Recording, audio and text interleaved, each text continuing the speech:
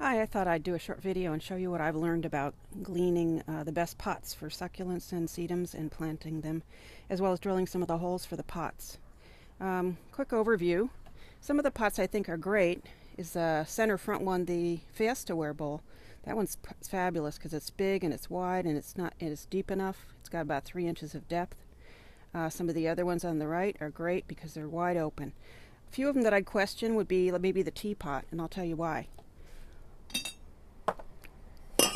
Because if you put something in it and it grows and it gets roots, it's going to be very difficult to get out of that teapot. Plus, you really ruin the teapot if you ever want to use it for anything else. I brought another teapot to show you what I did. I love the color of this blue because it goes with everything I have. Blue and purple's kind of my thing. But I just put the pot itself in there. Now, granted, this probably will get too big for this little pot, but I can always find something else to put in there. And I just kept it tucked in there, and I put some bark in the bottom, and I didn't drill a hole in this pot. So I can enjoy the teapot, and I can enjoy it later if I want to use it for tea. But I'm not limiting myself or the growth of the plant by girdling the roots in there.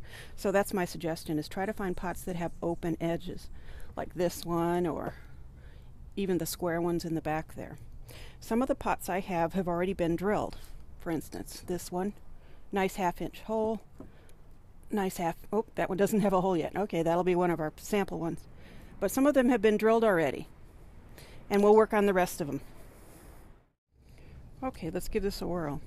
First you need a drill, preferably a portable one so that you can keep it really at low speed if possible. You want to go slow and sure. You don't want to rush this thing because it's going to heat up, and if it does get too hot, you might want to take it off, blow it off, and put a little water on it like you would with a tile saw.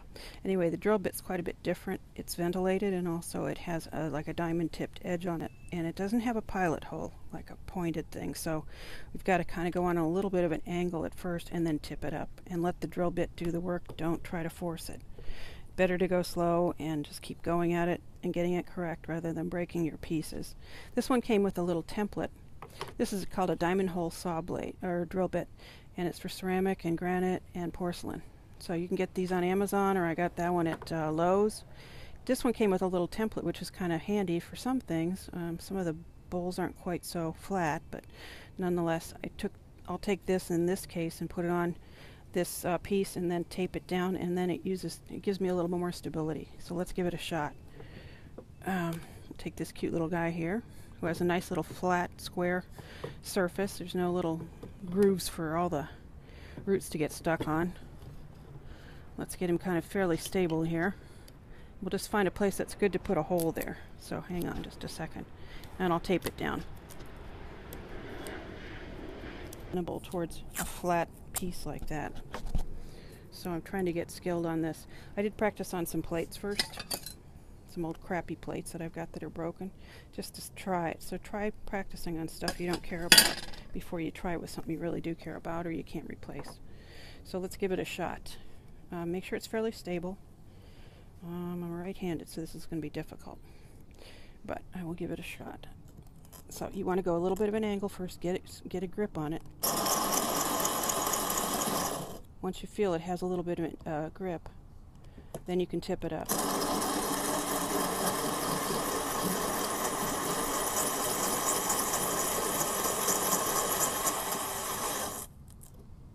Stop periodically and make sure you blow it out. Make sure you're not sliding around on it.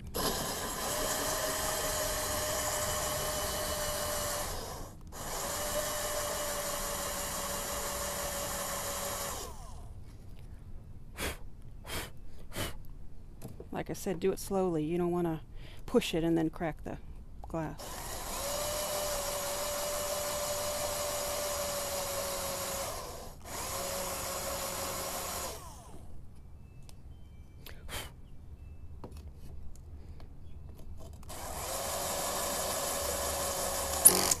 Okay, it went through. The nice thing is this thing actually polishes the hole while you get it through. So there you go. You're good to go. Take that off and plant that puppy up.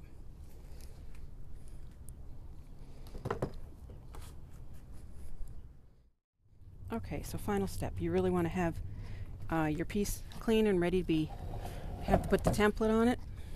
template's pretty important, because otherwise you just can't stabilize this kind of a bit. There may be another bit you can get that you'd have to start a pilot hole with, but this one works pretty well with the diamond tip on it. And it's like a little tube thing. So anyway, here's the template they gave me with it. I kind of stick it wherever it'll fit, because sometimes it doesn't go right in the middle. It doesn't matter as long as it's in the bottom. And then I will tape it down. So let me pause for just a second. Okay, so finally, that one went through. I don't know how thick this pot was, but it sure felt like hell.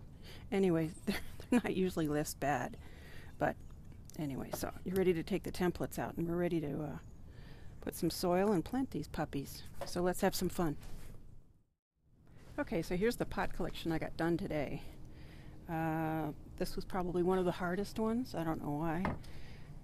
Some of these were a little easier to do. And this guy was cute. He was pretty easy too. So let's get some bark and some soil and get some of these planted. Okay, well, first off, I use bark usually at the bottom. Sometimes I mix it in, but usually at the bottom for for drainage holes, to cover them a little bit, and then I top it off at the tops to keep the squirrels out of my planters. Then I use some kind of a cactus mix, about half and half, with really finely ground red or black pumice stone. So about 50-50 mix if I can. I just kind of mix it up in a bowl. Okay, one thing I wanted to point out quickly is that in this pot here, this one has all those little crevices I told you to avoid, because the root balls would get buried in there. It's hard to move plants out. So what I do, if I have something I just love like this, I go and I just shove bark in those little crevices, so it kind of keeps an opening really nicely for the plant. So if I ever have to move it, I can usually get it out. It usually doesn't grow roots in the bark. It'll grow it in the soil. So anyway, I kind of shove the bark in the corners, and then I put the soil, and then I put the plant in. So I'm just putting a little thin layer of bark in all of these right now. Okay, I want to do one last video and show you some of the things we planted today. I got a few of these already were drilled. These little, these were ashtrays actually, which are little Dutch shoes, and I got those at a garage sale for 50 cents. The pot behind it's one of the ones we drilled, I planted. My teapot, that's the one I told you, I only put bark in the bottom third of it, and then I put just a pot in the top. And then when it gets wet or it rains, I just pour the excess water out the teapot hole so that it doesn't sit in any water. The thing back in the back there is actually a cake or a plate rack that I got. It's a metal plate rack. I got that at a yard sale for $1 or so. And it just looks cute with the plates in it, and then I put the plants on it. Okay, let's finish up over here. Here's some of the ones we drilled. There's the ducks that were such a pain to drill. Little Victorian house. Little donkey. I didn't put too much in his bucket. I like things to grow. Here's a little coffee cup, but it's actually an Italian motorcycle. And then this was another little pot that was kind of fun.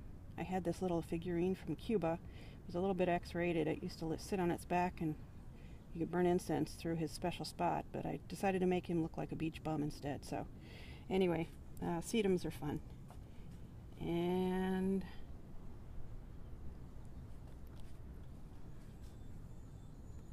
there are some of those, and here's what it's all about. Here's what it's all about right here.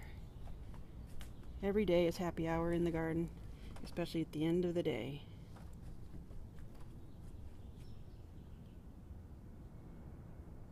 So, happy gardening. If you enjoyed this video, please support Reading is Magic by clicking subscribe, the red button below. It's free. Also, please comment, like, or share these videos with your friends.